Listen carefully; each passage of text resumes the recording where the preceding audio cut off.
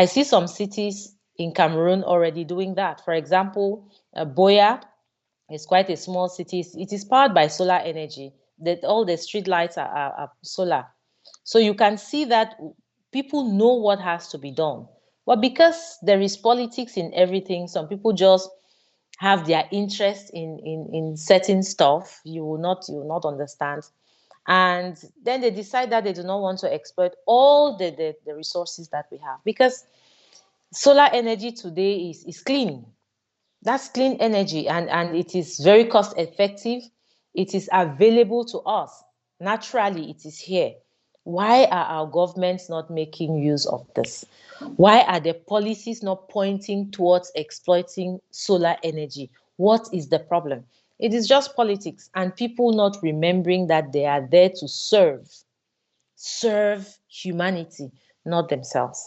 That's the problem we have in Africa. Really, it's quite funny. It's quite funny Yes. because I can't even explain it for why in a continent like Africa Yeah. we should be in the dark. I can't explain it. Do you think there is even a possibility that maybe a private sector can actually go into this and produce energy that can maybe be transported? I don't know. I'm just thinking that in Africa, it doesn't make any rational reason why we should not have energy. Because, a lot of companies in the West are looking for how they can tap into solar, and they don't even have that much. And in Africa, it's burning every day. Every day. And we probably are waiting for them that maybe when they find a solution in the Caucasus Mountain, where they don't have sunlight, they can maybe come and help us. Are we supposed to be alive as human beings? See, I think that, like I said before, the change is happening even though it is slow. We believe that everyone has a story to share. We believe in the power of storytelling in today's digital economy. Yes, we believe that our audience need to be touched at the level of emotion so we can better engage. What about you? Do you believe in storytelling as much as we do? Do you want to reach the hearts and minds of your audience? Then join us in our online training class, Storytelling for Content Creators and Digital Entrepreneurs. Come to obehiel14.com/storytelling and learn how to leverage your storytelling skills so you can earn more as a content creator and digital entrepreneur. Storytelling is a powerful instrument at our disposal. Let's explore it together. See you in the class.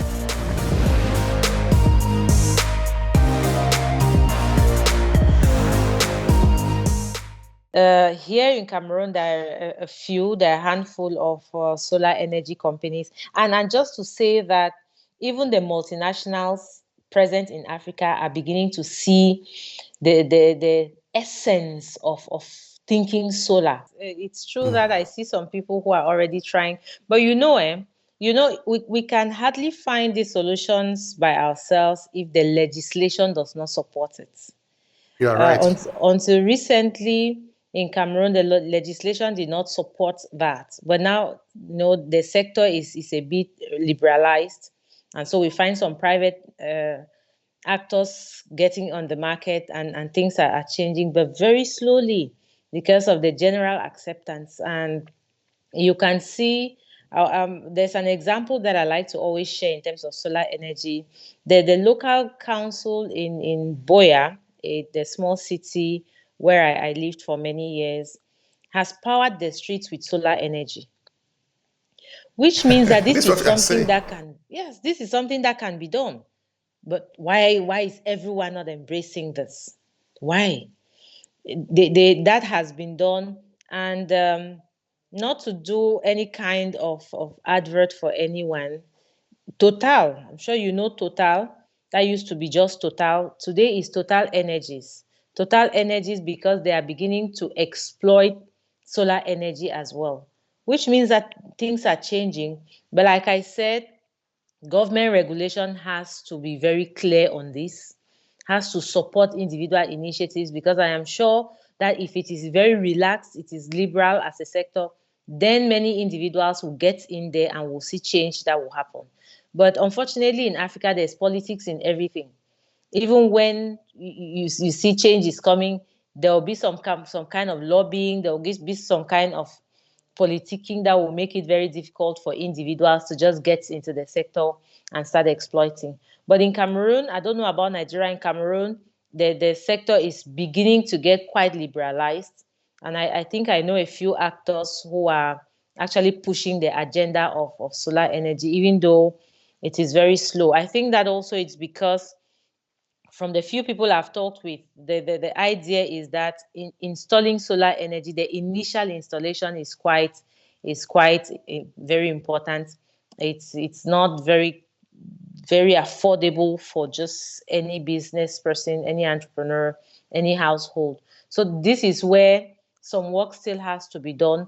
The legislation to really open things up, and then private individuals can even come together as communities. People can come together as communities to say, okay, we want to build this solar plant for our community, and people should start seeing the need for that. My problem with Africans is that we easily settle. We have known thermal for a while. We have settled. Africans like to settle. So we don't keep trying to explore. You don't see people really trying to explore because they have known this one. This is what they have known.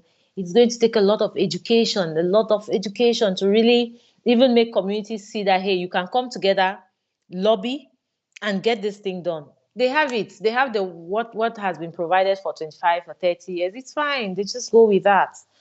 We need this education to really push people to start thinking outside the box. But I think that it's something that can be done. It's something that we have to do. Maybe, sorry, maybe you should push this agenda and have many more experts, solar energy experts on your show to talk to Africans about the possibility, about the costs, and everything that it takes to set. Maybe this kind of education we need right now so that we begin to push people to think outside the box. Surely, surely. I'll certainly give that a consideration because for my interest, for the interest of African people that we can have light. Even in the Bible, it was said, let there be light. Because without light, what can you do? Nothing at all. Nothing at all. What a terrible situation we have. All right, now let's talk a little bit about your university. Tell us something about it. What do you want people to know about it? That is important. Thank you very much for this question. It's something that is really very close to my heart, and I think that what we are doing is important for humanity. What I want everyone to know about Fotabe University of Cameroon is that first and foremost, we're a community university. A community university in the sense that we want every African to be able to have a good education irrespective of their economic background. This is very important to us. So we make sure that the education that we are providing is accessible to everyone.